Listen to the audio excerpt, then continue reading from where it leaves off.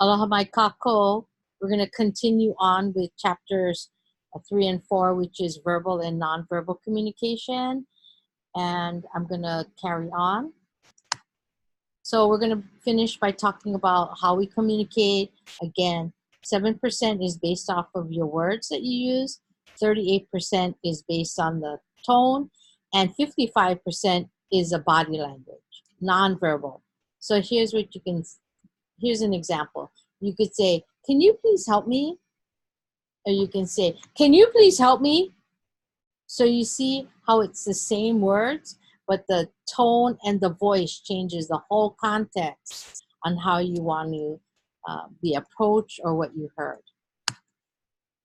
So again, we're going to talk about body language. 55% is based on what they don't hear.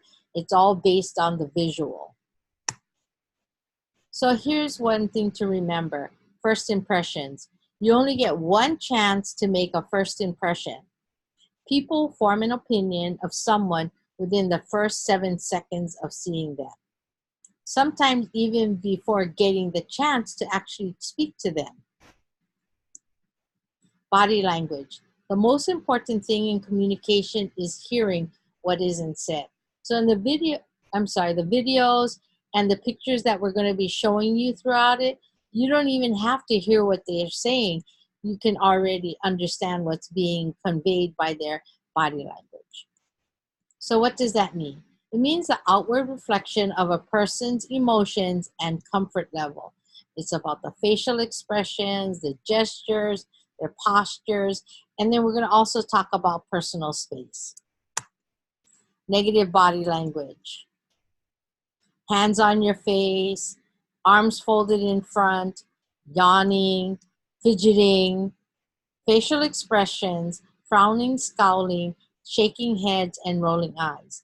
Also, during in school, many students have their cell phone, and even though a teacher may not be paying attention to them, but if they're looking down like this, we know they're on their phone. So that's talking about negative body language. Positive body language. A smile. Smile goes a long way. Eye contact. Open hands. Lean in when you're having conversation. Relaxed arms. And take notes. So during the interview process, you can see, even though we were talking on the computer or via video conferencing, we were able to convey a lot of information, and I was able to understand based on what you said how to interpret or give you positive feedback. Yeah, I took notes. And I was nodding so that you know when the interview is going really well, all of these things were happening. Mirroring. Mirroring is the behavior in which one person subconsciously imitates the gesture or speech pattern or attitude of another. The ability to mimic another person's actions allows you to establish a sense of empathy and thus begin to understand another person's emotions. So you can see on these pictures below, they're all doing what's called mirroring. So then it starts having a sense of empathy, and then you can see that there's engagement going on. So see if others start mirroring you. It enables us to build closeness and understanding of another person almost instantly.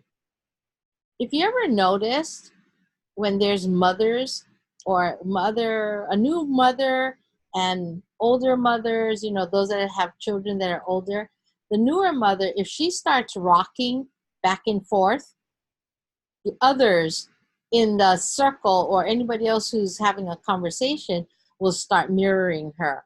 So as an experiment, even if you're not a mother or anything, see if you start rocking back and forth if the other person starts mirroring you.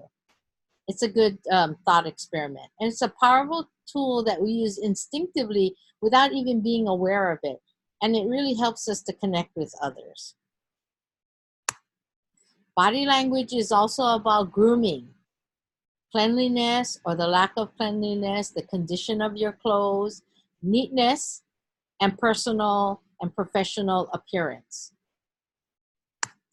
Gestures can be interpreted in different cultures, but an open hand is always positive. You know, okay, we have the peace sign. This in American Sign Language is I love you, but in some other places it's not a positive. So be careful about gestures that you use. Posture. Whenever you're standing, always you want to be standing upright with your shoulders squared back. And it really is the way someone holds their body when they're standing. So you want to always be like this versus like this. Okay?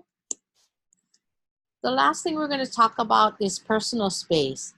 It's the region that's surrounding a person which they regard as psychologically theirs.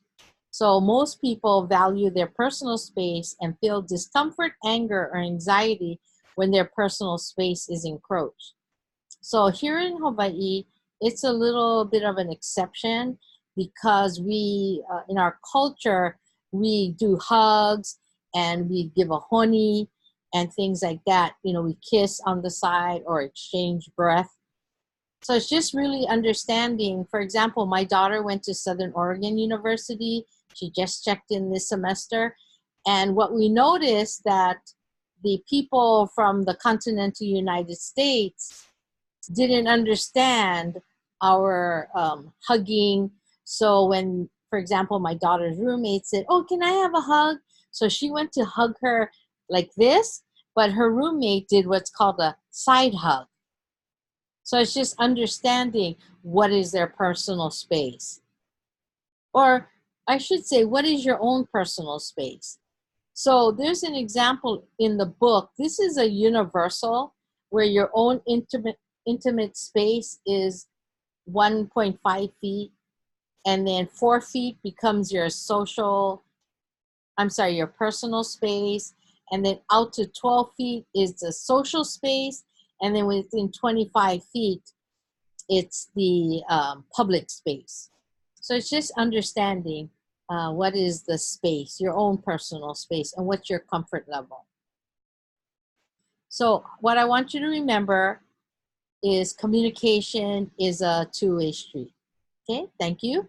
That concludes chapters 3 and 4. And again, you should be reading the book for clarification or for more information. Okay, thank you. And I'll see you next week. Good night.